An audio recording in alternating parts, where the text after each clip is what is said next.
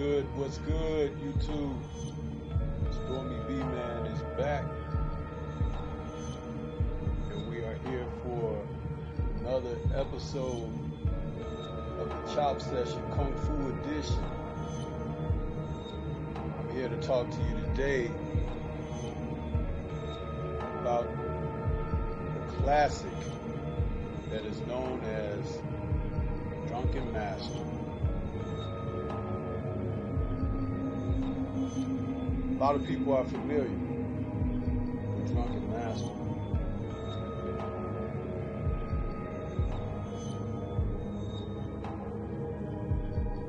Drunken Master was a vehicle by Jackie Chan.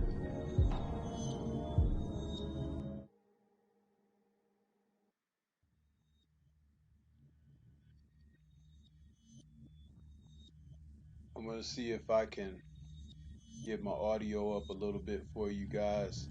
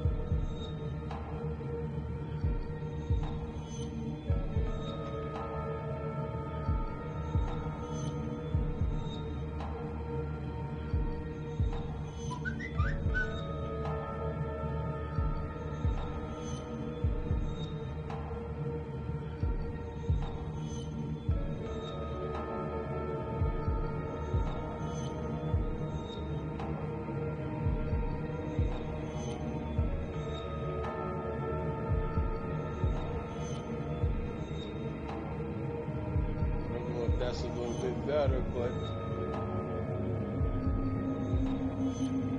I'm trying to get it going good.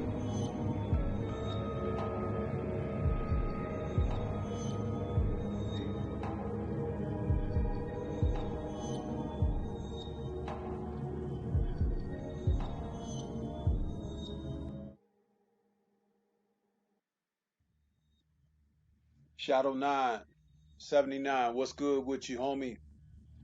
Good to see you out there.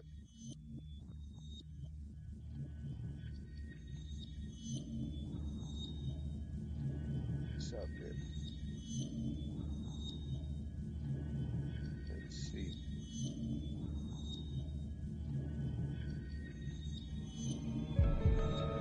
Take.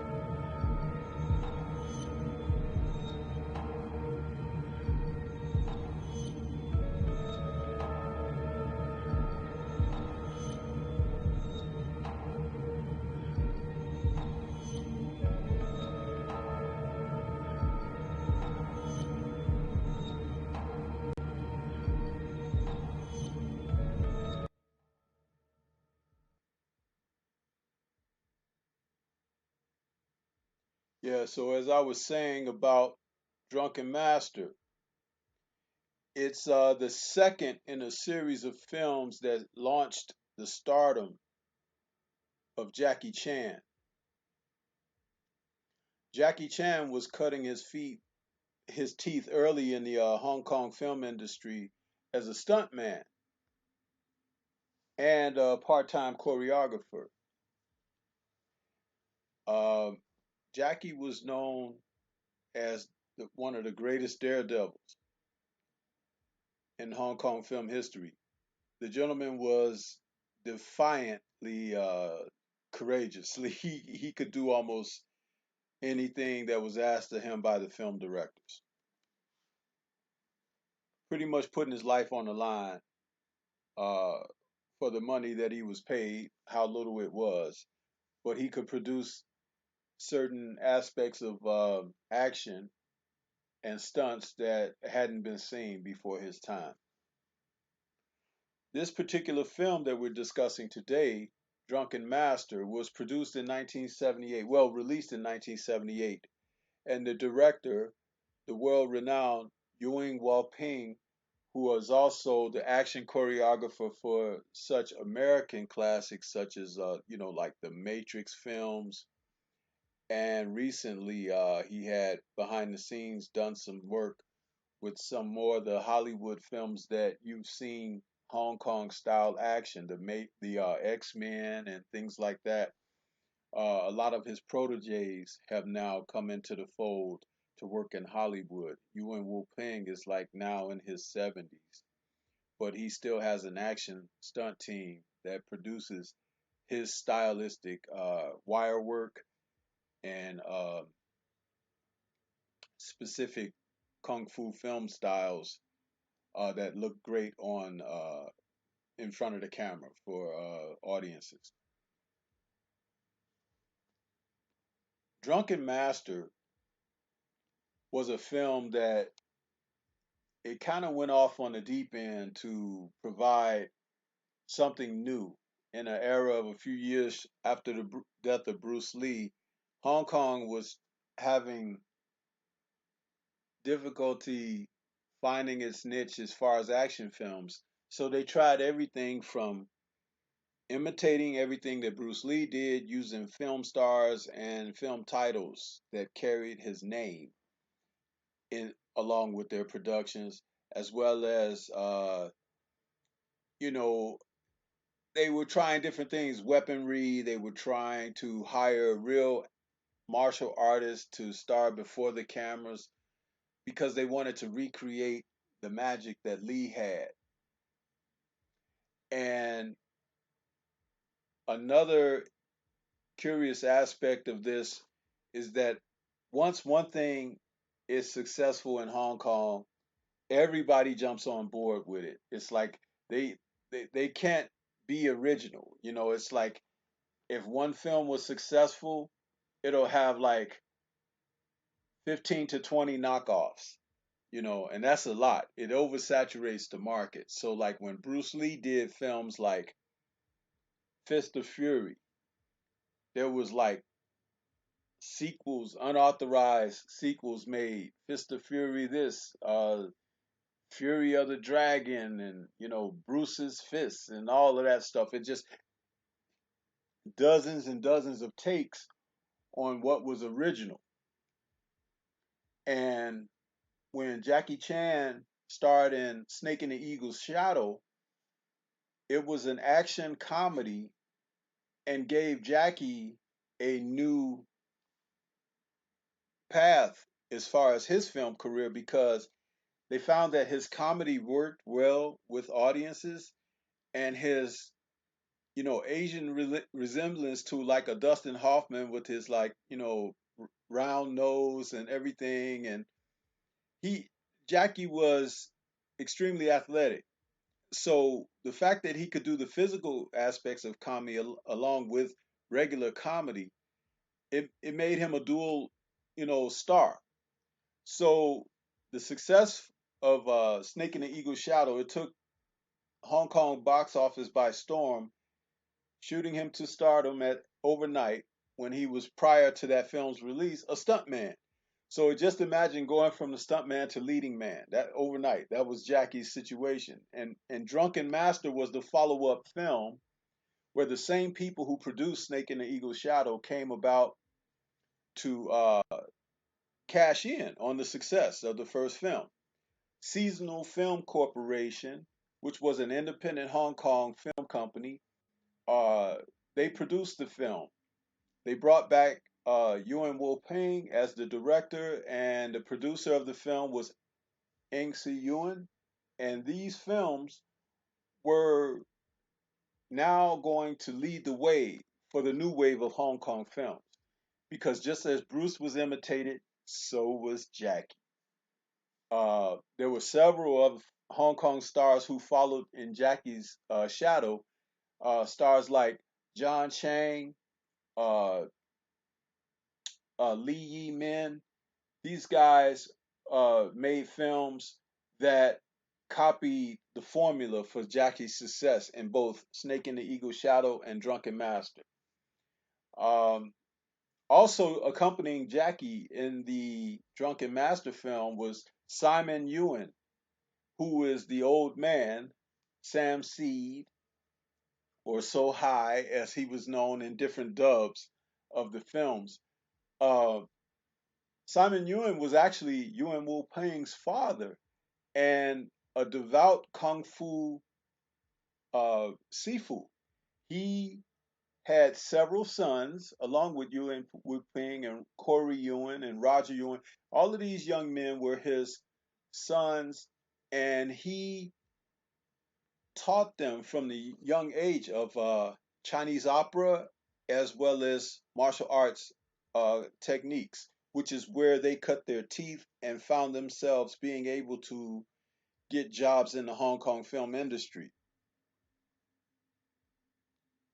on the production side as well as the action side. These men produced action that formed so many classics through the genre.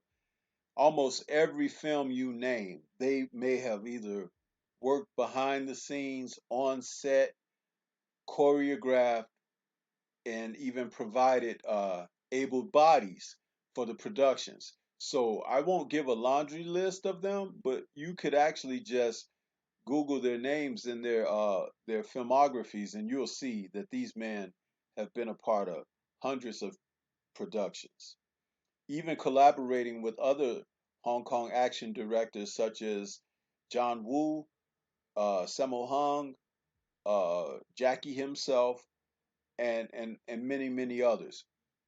Their style of action, when you're talking about the kung fu film, introduced a lot of animal styles, a lot of styles that were not seen before, uh, like the drunken style. They had other styles that they did where they created something that was entertaining and flashy for the camera. Even with weaponry, they found ways to develop movements and strikes that gave extreme, you know, excitement to the action of their fight sequences in their films. And Hong Kong films are noted for their action sequences. They're never going to be Academy Award winning storylines because they're basically revenge based plots or goofy plots that find the leading the leading characters in events that take them through circumstances which will allow the action to take place. So you basically have a series of linking scenes toward major action sequences. And that's what Hong Kong films are really noted for. Um, every once in a while, you'll get a classic film that has a really good story, but most of it is really predicated upon the action and the actors and actresses who can produce that action before the camera and behind the camera.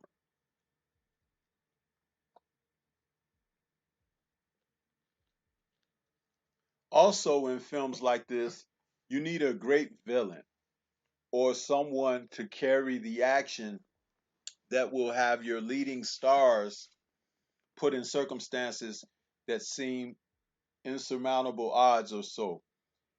In this film, once again, we had returning to be the antagonist for Jackie, Wang Ching Lee, who was a Korean martial artist and was an extremely talented martial artist in his own right, a sifu in his own country, and a man who was known to have killed someone with a kick to the head.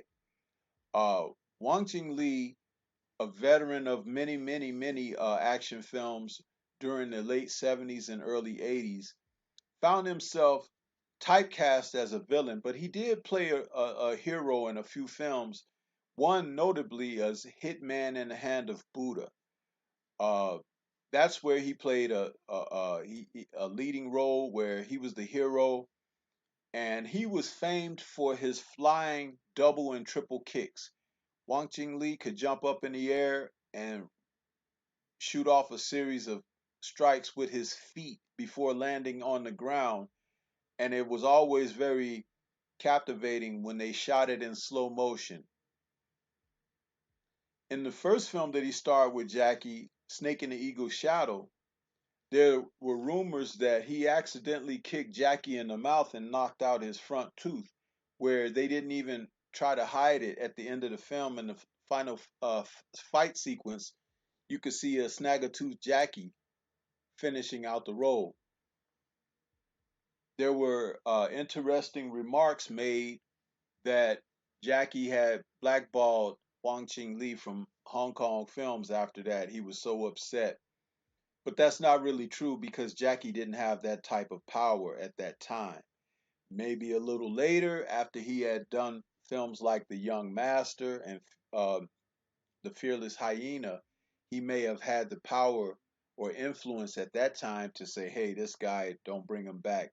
But not right around the time of Drunken Master, which is why Wang Ching Lee was right back in the role. Now, this film also depicted Jackie in the action sequences where he trained under the eight drunken gods. That's what they called the styles, the various forms under the drunken style that Simon Ewan was teaching Jackie in the film. Uh, it gave Jackie a chance to show off his physique. Okay, a lot of people had not noted, but he did do some excessive training and extensive training for the film because he wanted to look good on film. Like people always marveled over the physique that Bruce Lee exhibited through his training in the martial arts and everything. And Jackie wanted to look every bit as good on film. So he did do the work and it paid off because when you see him in this film, just like in this short little clip that I have playing in the background, Jackie was extremely muscular, very athletic, and he had the kind of lean physique that was at that time it was noted as something that was really cool, and the ladies loved it, guys wanted to imitate it, and that was type of the type of influence that audiences felt themselves under. Simon Ewan as the old drunken master and Sam Seed character was very popular with this particular role because when he spoke, he always spoke along the lines of humor. And when he fought, he did minimum fight scenes, but he was usually doubled by one of his sons. And it wasn't that he couldn't do the movements, it was just that he was getting up in age. And they preferred to do a lot more of the athletics with him because of the timing. But it wasn't like he couldn't do the movements himself because the man was a martial arts master himself. Another actor who returned from the original film Snake in the Eagle's Shadow was Dean Shick. Dean Shick was a Hong Kong film actor who started out playing a lot of baddies in Hong Kong films, and he was like the guy you love to hate, evil bad guy, mustache twirling evil guy.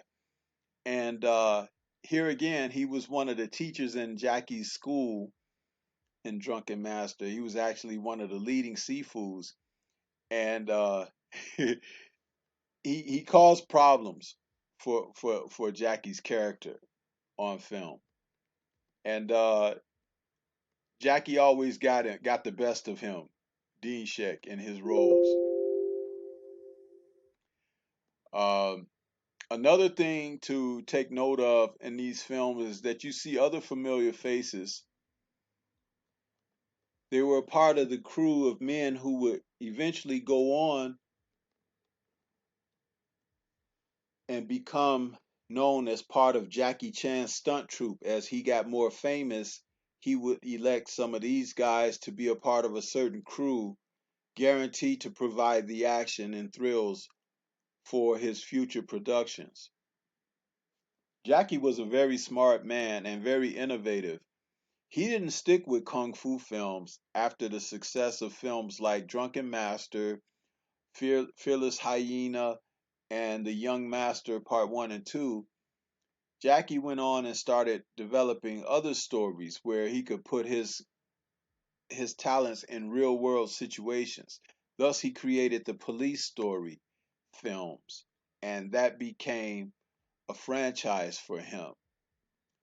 Uh, when Jackie did those type of things, it took Hong Kong film industry to another level because just as Bruce Lee had intended to do, Jackie shot his films with great action, but he also sought out almost perfection in the sequences where he would do almost 100 takes to get something correct. And that's a lot of film that you spend, and that's a lot of production costs. But because he was very successful on the back end, what would happen is Jackie's films would be uh, able to show the audiences what he went through during the grind of making a film by showing the bloopers and the outtakes during the end credits of his films.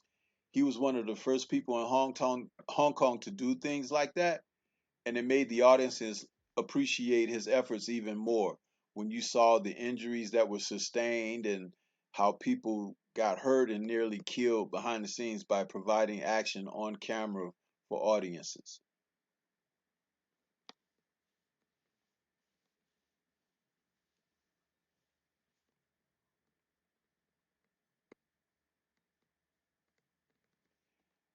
Another aspect of the Hong Kong film was that one of the action legends, Wong Fei Hong, a real true life character,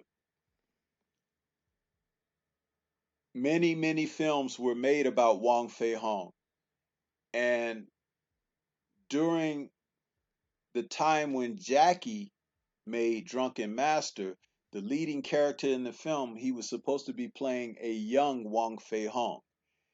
Um, Wong Fei Hong was played during the late 50s, 60s, and early 70s by Hong Kong martial artist and film star Quan Ta King, who was an elder statesman in the industry and was noted for playing the longest running franchise character, Wong Fei Hong.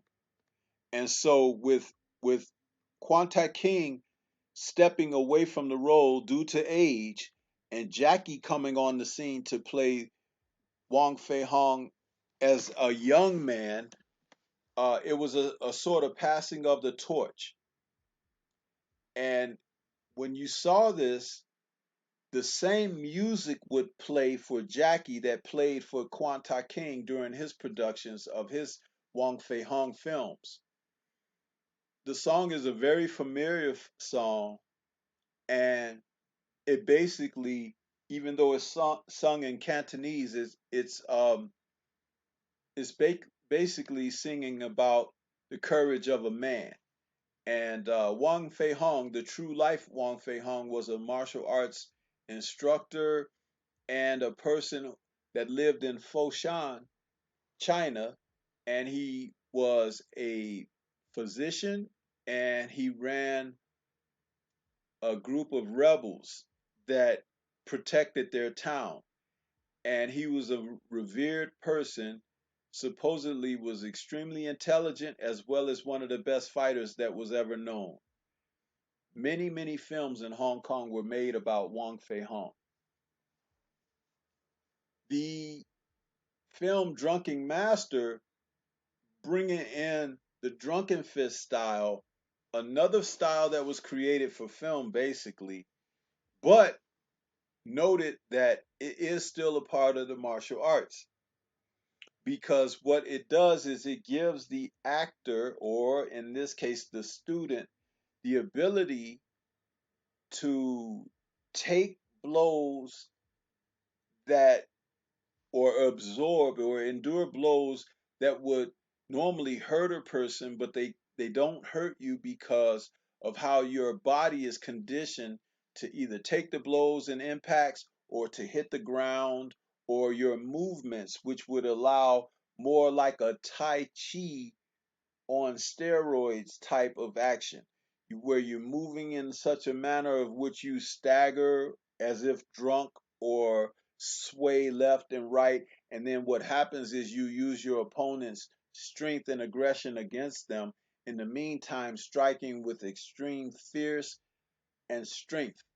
Uh, it is a style that is very attractive for on-screen fighting for films. That's one of the reasons why you see tons and tons of drunken art films, especially in the Hong Kong industry, but they've even kind of crept their way over into American films.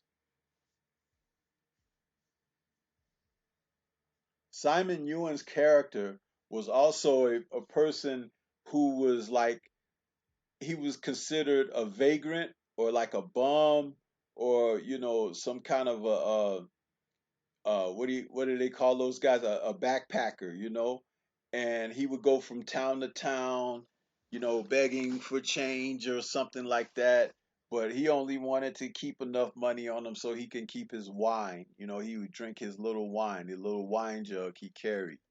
And as he was teaching Jackie, he would make Jackie drink the wine, or young Wang Fei Hong would drink the wine, because the more drunk that he was, the more he could endure the pain and suffering of his training.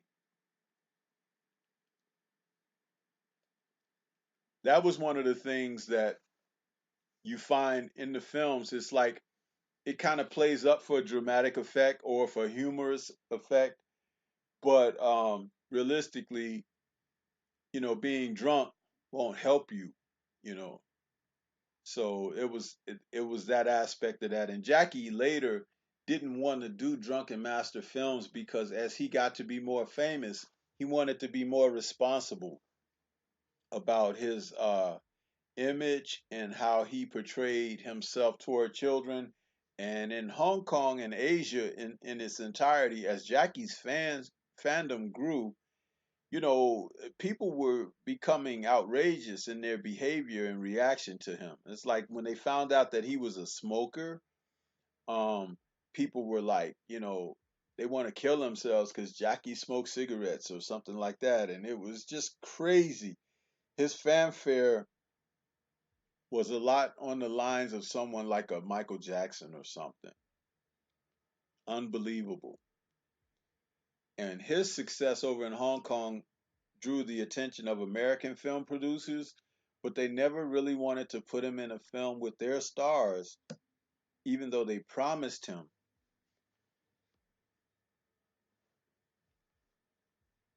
Years and years they promised him.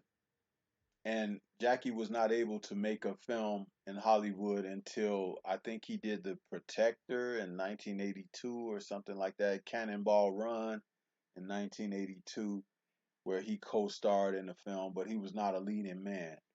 Uh, I do believe they did not want Jackie's talents to overshine American stars. Had nothing to do about his ability to speak English or anything, because he picked up the English language quite quickly when he was starting to become an international star, and he saw the potential and the advantages of being able to speak, English, and so he sought to put himself in that area. So, and he did. The Drunken Master film itself spawned a couple of sequels. The first sequel, uh, Dance of the Drunken Manas, did not star Jackie. It starred who was that? It returned. Wang Ching Li returned in the role as a villain, along with Corey Yuen as one of his disciples. But Jackie was not interested in doing another Drunken Master film. He later did a film called Legend of the Drunken Master, where he returned to the Wang Fei Hong character. And that film was originally directed by Lau Chao Lang, who was a venerable Hong Kong film director and action choreographer for the Shaw Brothers, with such classics with his young brother protege, Gordon Lau, who played in Shaolin 36 Chambers and the sequels that went with that. along with a few other Hong Kong classics that came from the Shaw Brothers studios around the same time Jackie's career was taking off. Uh, he and Jackie's collaboration on Legend of the Drunken Master led to a feud behind the scenes because Master Lau wanted Jackie to actually do the techniques in the correct way for the film, and Jackie, who had become such a great star and everything, was like, "It's my, it's my film. I'm the star. The audiences doesn't care if I'm doing the technique 100% precise. He's like, I'm gonna put my little flavor and edge on it anyway. And Sifu, being the Sifu he was, Lau was like, no, I want you to do it this way, because Lau was also hired to choreograph the film. So they had a bitter fight behind the scenes, and Lau, who also had a role in the film that was supposed to be a greater role than it ended up being, was his character was written off and killed off in the film by Jackie, and he also left the production behind the scenes as well. And Jackie finished the rest of the film choreographing to his discretion and finishing the role the way that he wanted to. So that was a big miss by Jackie during his career, because you allow the senior the respect to be a part of what you're doing because you hired him to do so. But not only that, he's only going to make you look better, because if he wants you to follow these techniques and execute them a certain way, if you were to do that, it would be that much of a greater impact on the audience. And so, therefore, Legend of the Drunken Master became more noted for Jackie and some of the stunts in the film as opposed to the martial arts in the film. And you can actually tell the difference between the sequences where Jackie is under Master Lao, Sifu Lao's choreography, and under his own, because his own choreography leads more to like wind up punches and using furniture or something like that to fight. And in the sequences where Master Lao choreographed, Jackie is actually doing kung fu techniques, and he's using certain weapons, and he is also getting in certain postures where you could see the form of the art that he's executing. And it's amazing, but anyone who knows Hong Kong film action could look at this and tell that that is what was happening. Um, as I see, it only says we have a few people watching, but Shadow Nine, he made a couple of comments. He says, I can't choose between Drunken Master and his other classic, The Young Master, both equally good in my opinion. Young Master is noted because that was Jackie's first big film. Golden Harvest produced, and he was the director and action choreographer, and he was able to do everything the way he wanted to do it. Shadow 979. That was what was really uh, innovative about Young Master. The scene where he is fighting in the school with the Sifu, the heavy set guy with the beard, he did a scene where he's fighting with him with a fan.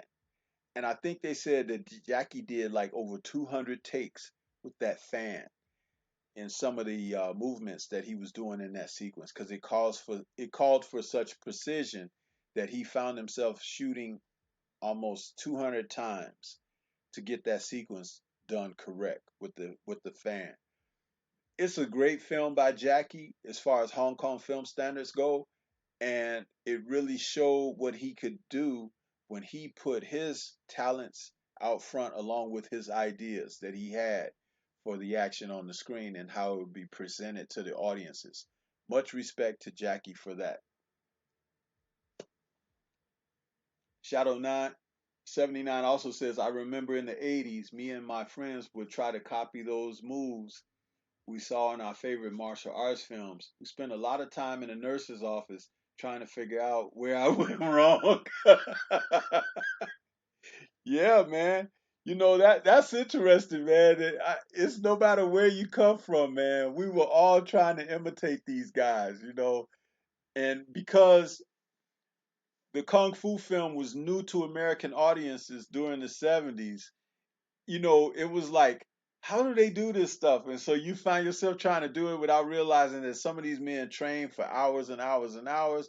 The flexibility that they had and athleticism that they had was accrued through practice. It wasn't like a guy just woke up and said, I could flip on my back and do a no hand and this and that. You go out there and try that stuff, man, you break your neck, man. You know. But that was what was so great about it. We grew up the same way too, man.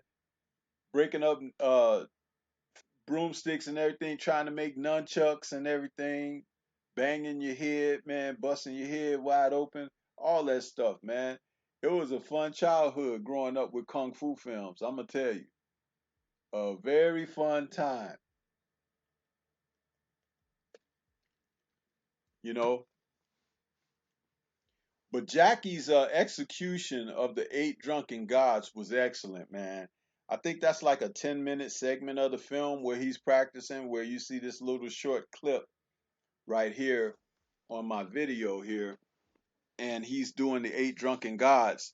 It's like with the music playing and everything, and he doing the movements. There was nothing like that before Jackie did that on film, and it was recreated or imitated dozen times over after he done that the first time. But he did it very well, man, very well, and that's one of the reasons why people really associate Jackie with you know the the drunken style, because he was so adept at what he was doing.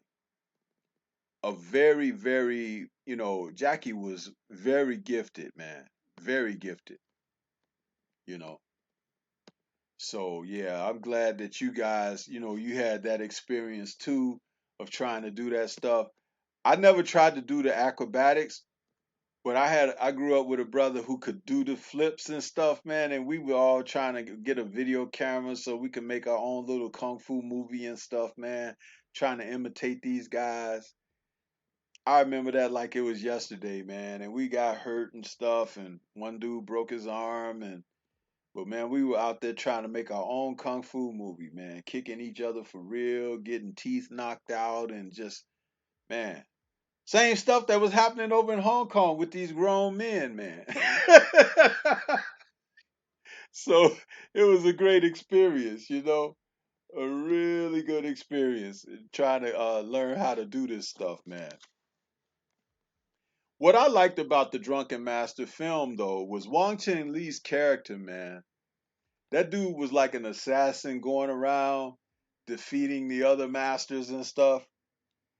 And when he came across Wong Fei Hong's father in the school, he was like, "Oh, I've been hired to kill you." So here it is. Jackie had to save his dad. He had to learn the drunken style first. He had a classic line in there where he beat Jackie up early in the film, and he says, "Who the hell teaches you kung fu?" He was like, "I wouldn't hire them to wipe my ass." And then he tells Jackie, he says, "Even if you study for 10 years, you'll never beat me." He was like, "Why don't you go clean toilets or something?" Man, I was rolling, man, when he told Jackie Chan that. I was rolling. What a classic line. And Wan Ching Lee, man, looks like the kind of guy you just don't want to mess with at all anyway. You know, he was just an evil dude, man. But man, he could fight. His kicks were so crisp, and he could kick like most people punch, you know, with his feet, man. And you could tell that there was extreme power there, with what he did. Yeah. So Shadow Nine says, I never bought The Young Master on DVD because they changed the English dubbing from the original version that I grew up watching. Still, I got my VHS copy and had it over 30 years now. Yeah, Shadow Nine. You know what's funny, man? It's like I have all of my DVDs. I mean, all of my VHSs of my kung fu films. I still have them as well, brother. I keep them stored in the basement where it's nice and cool, and I break them out and watch them on my old VHS player in my basement sometimes. You know, those films are classics, but a lot of them now are being brought back on DVD and Blu-ray and being remastered. And man, it is worth the investment to see what's happening because just this past week, I got two films in the mail that were Hong Kong classics. The John Woo film, Hero Shed No Tears, and also Chan Hua Man's The Chinese Mac. Now, the Chinese Mac, I got that on DVD remastered. Chan Hua Man's Hero Shed No Tears, that's on Blu-ray. And those films are great. And Chinese Mac looks so good on remastered DVD, man. I was like, I never thought I'd see that film look good because I actually have an older DVD of it that it's like the film is dark and murky and it's like not much detail. You can't see anything. But this remastered version, the only thing is a few grease lines in the film from like they shot it, you know, off of a actual 35 millimeter print, but the colors and everything are natural, like it's supposed to be. Looks great, man. Looks great. You know. Focus ball, boxing and MMA. What's going on, brother? I see you out there. How you doing, man? We're just talking up some kung fu films. Today's subject is the Drunken Master with Jackie Chan, man. That's what we're talking about. So, you know, Shadow Nine says, got a few Wang Jing Lee films. That man was badass. Yes, he was.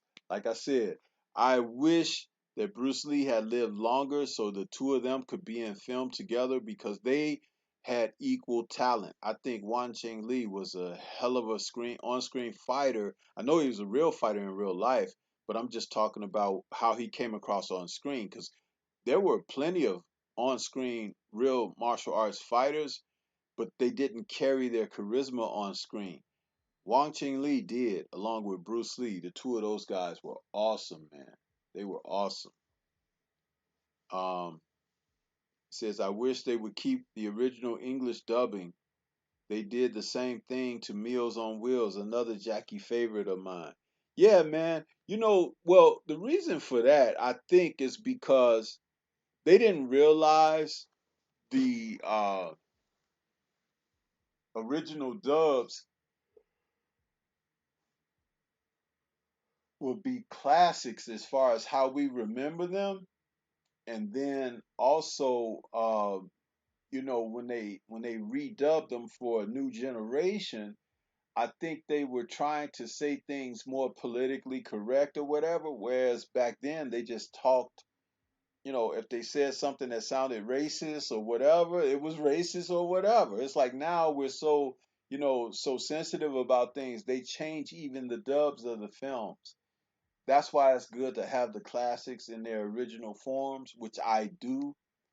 And I'm sure Shadow Nine, someone like yourself, does as well, because it means that much more. That was what you grew up with. That's what your film experience was, you know? It's like, and to change that or alter it, it takes away from, you know, the classics. I remember The Hand of Death, also known as Countdown in Kung Fu, the Jackie Chan Tan Tao Long film, where the original dub of that film was excellent and had great action and everything in there. Where James Chin, who worked for Golden Harvest Studios along with Bruce Lee, and he played Xu Shang in Fist of Fury, the big boss. Uh, you know, he was the villain in Hand of Death, and he did the goose fist style where his arms were extended and he would wave them around a certain kind of way, like he's like swimming or something, and he was whooping everybody with that style. That was great stuff. But the original dub for that was great too because Sammo Hung played in there as the like a as one of the henchmen of James Tien's character, and he had these buck teeth, and he was saying the certain stuff on the dub soundtrack, you know, where it was funny. And on the new versions of the film, his dub is not as funny as it was, or it makes his character as memorable as it did originally. And I was fortunate enough to get the the new release Blu-ray of it. It actually came out this month. So Shadow 9, if you're interested, The Hand of Death and Last Hurrah for Chivalry got released this month on Blu-ray. You could go on Amazon. It's a John Woo two-film collection because John Woo directed both films. This was when he was still doing kung fu films before he started doing his gun classic films. Um, they're both on Blu-ray. Got the original dubs in English and in Chinese, and the films look great, man. They look absolutely stunning in Blu-ray. So you could go and check them out. I got mine last week in the mail, and boy, I sat down and watched Hand of Death right away. Love it, man. Love it. And that was one that Jackie is a part of the uh Screen Stars, but he's not the major star. That was just before he became a major star. Oh man, no problem, man. I could give you the heads up on the kung fu films, man. I have so many now, and my Blu-ray collection is increasing now because a lot of them are being released on Blu-ray, but you can catch them on certain websites that will, you can't go to the store and get them. Just let's put it that way. You'll have to have them shipped to you. But I'm telling you, there is an audience out there for this, like yourself, and there are people. So if you stick together with me, I can get you the sites, I can get you the places to order from, and I guarantee you, you will thank me. Because everything that you want and like, they got it out there, bro.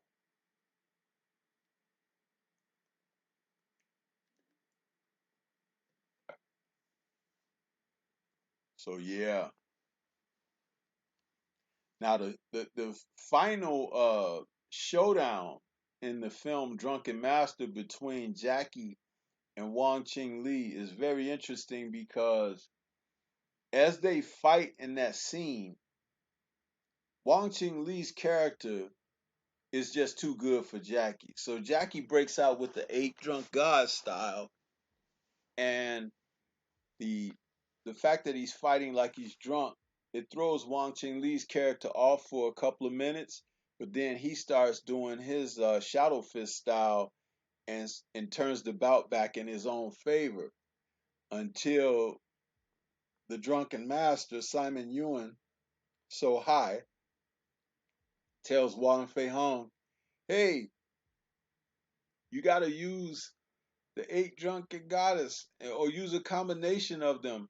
And he was like, well, he was like, use the Miss Ho style. Now, the Miss Ho was like supposed to be a female of the drunken masters, the fairy, who does her styles with a femininity about her and stuff.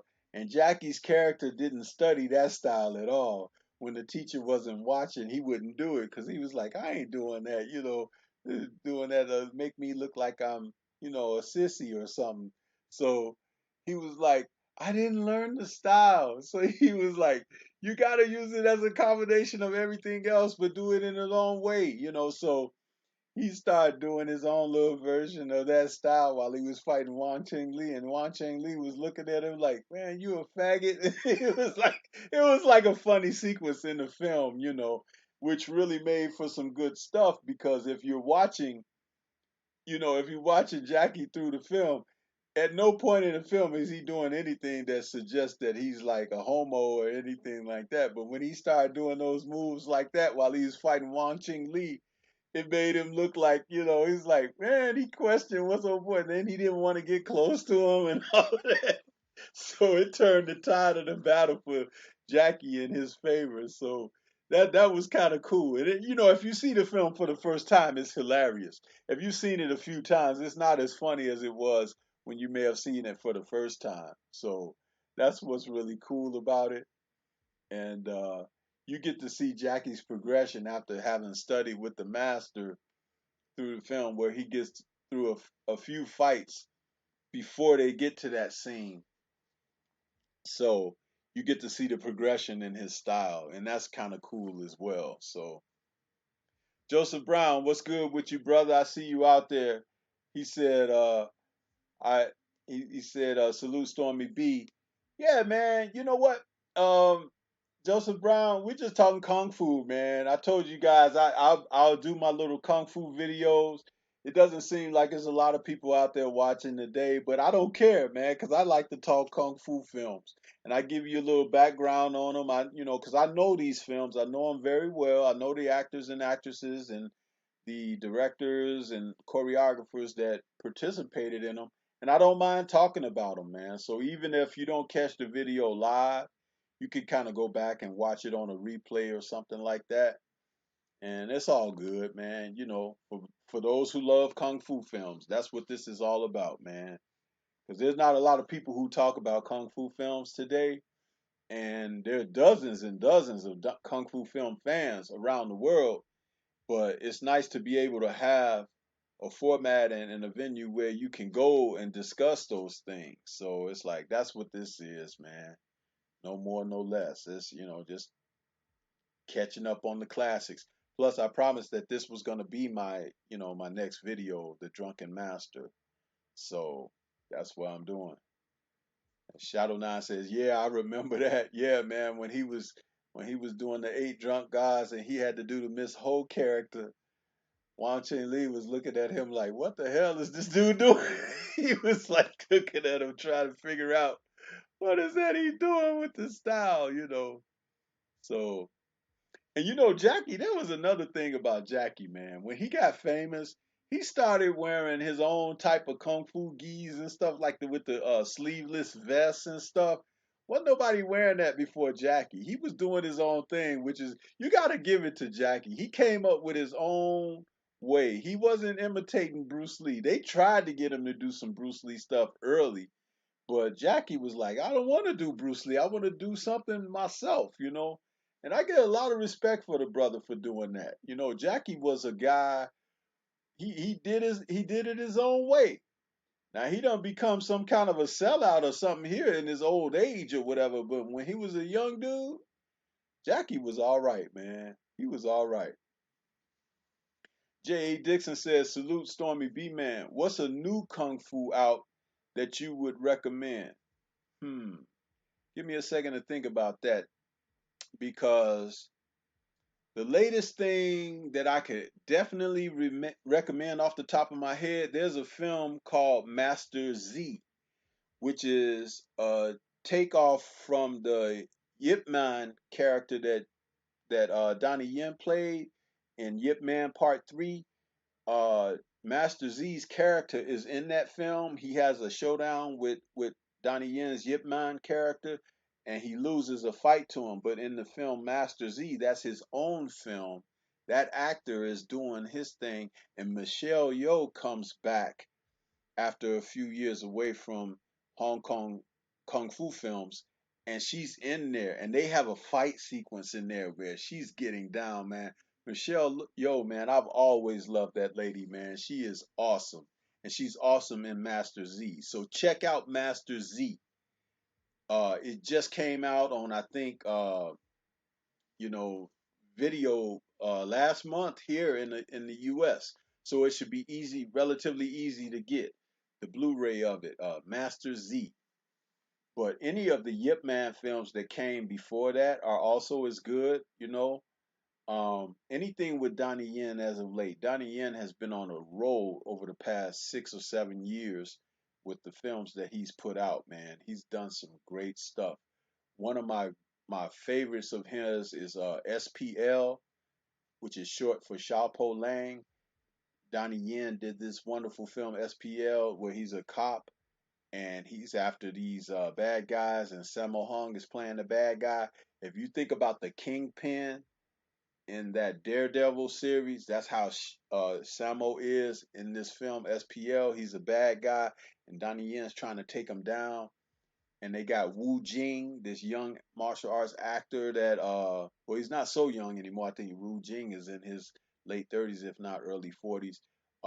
Wu Jing is a assassin hired by Samo to get rid of these cops that are on his trail, and he kills with knives. He's got these saber knives that he uses, and he runs across Jackie. I mean, he runs across Donnie Yen, and they have a showdown in an alley, Oh my God, one of the best fight scenes I've ever seen in my life.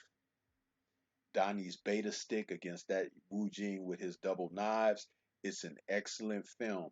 Xiaopo Lang, also known as SPL. And the film has two types of endings. If you see a certain version of it, it ends one way. And if you see the real version of it, it ends the way that I love the most. It is excellent.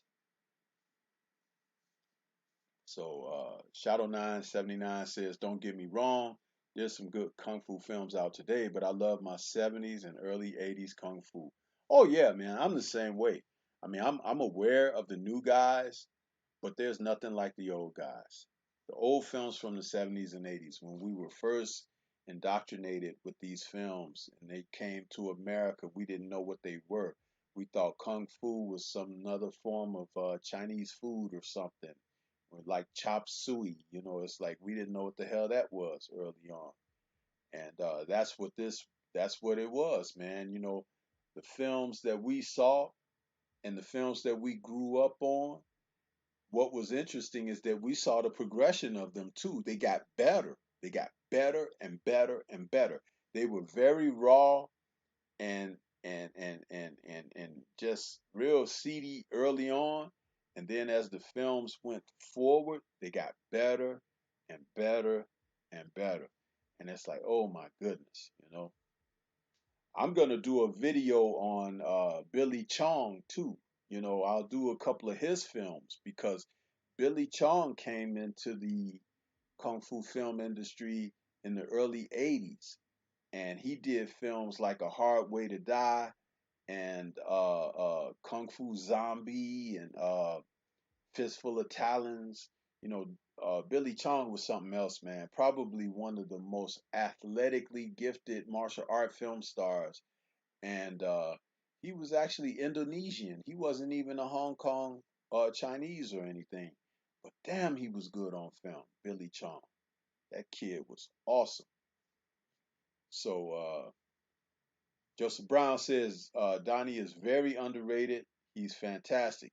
Yes, he is. And Donnie is a guy that loves Bruce Lee. He always has paid homage to Bruce Lee and is giving Bruce Lee a lot of credit for how he grew up. And Donnie Yen learned martial arts from his mom. She was a hell of a martial artist, man. And Donnie Yen, he learned from her, and look at him. You know what I mean? So you can imagine how his mom was teaching him. She sent him away. He became a star in his own right. But Donnie Yen is a hell of a martial artist. Shadow 9 says 70 Shadow 979 says Joseph Brown salute. Yeah, so but this is what I had to say today, brothers, about the Drunken Master, which is a classic kung fu film. If you've never had a chance to check it out, there are many, many versions out there to pick up on DVD, VHS, and it's worth the peek because Jackie Chan, this was his second film as a star going in, and he did a wonderful job. Wang Ching Lee was excellent as the villain. It's funny. You got Simon Ewan as the old master who teaches Jackie, and it's just one of those productions that is outstanding, man. If you're a lover of kung fu films, you cannot go through watching films without having not seen Drunken Master. So, you have to check it out, fellas. You have to check it out.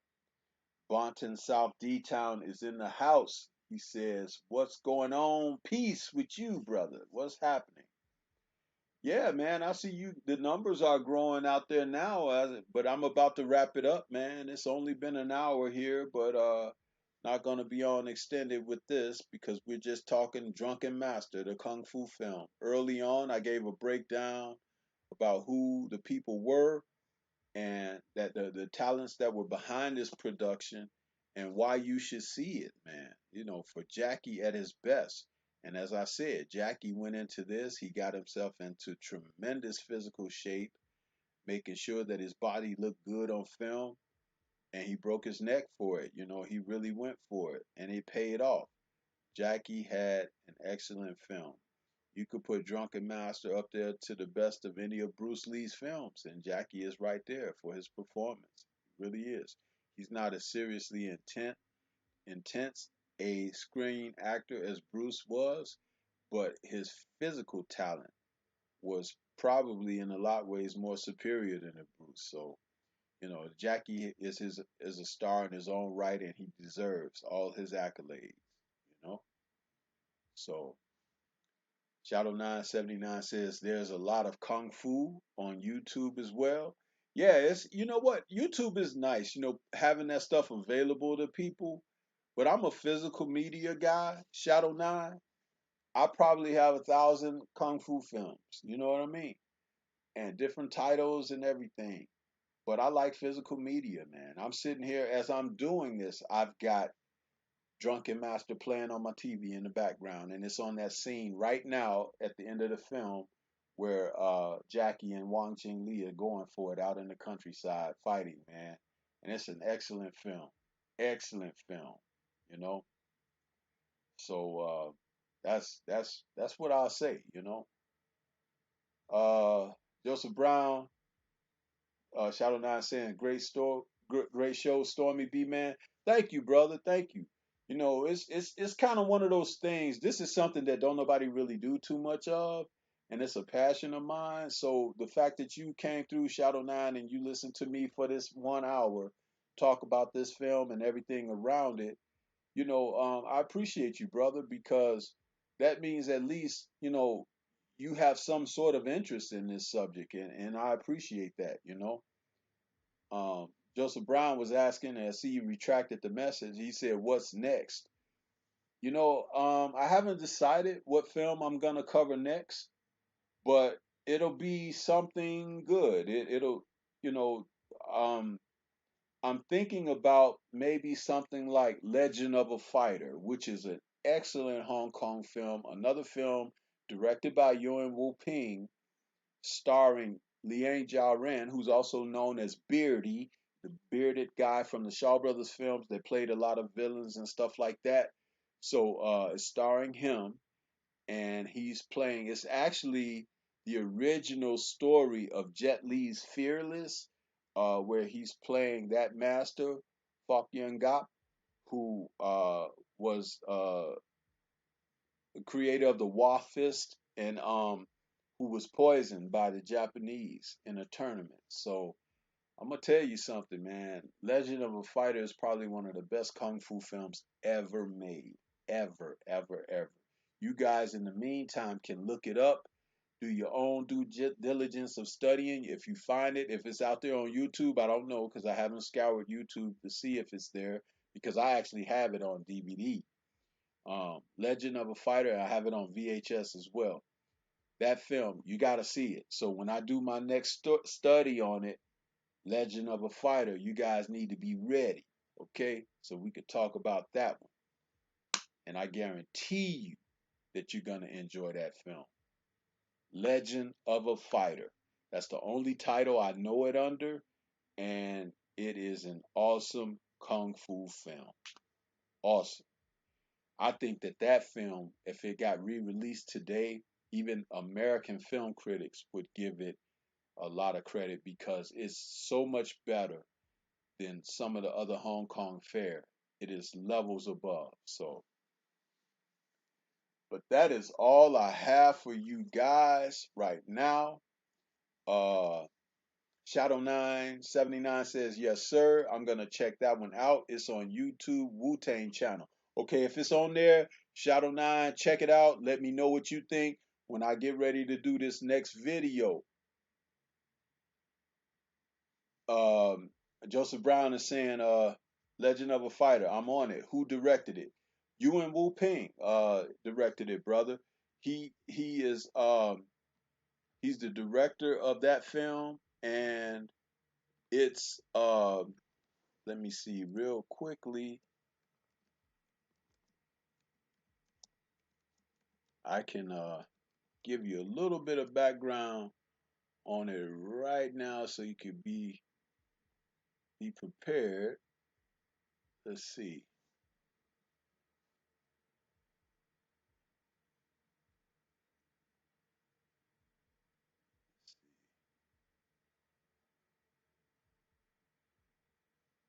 because it, I don't even know it under another film title because it was released in 1982 and it's starring Liao Kayan and is like I said, it's directed by Yuen Wu Ping. It's the Yuen clan. They directed that film as a group.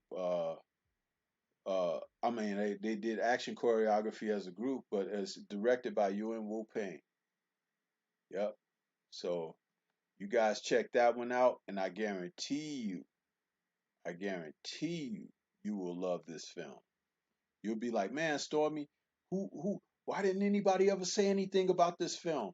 Let me tell you something. I only came into knowledge of that film in the 90s, okay? And the film was made in 82.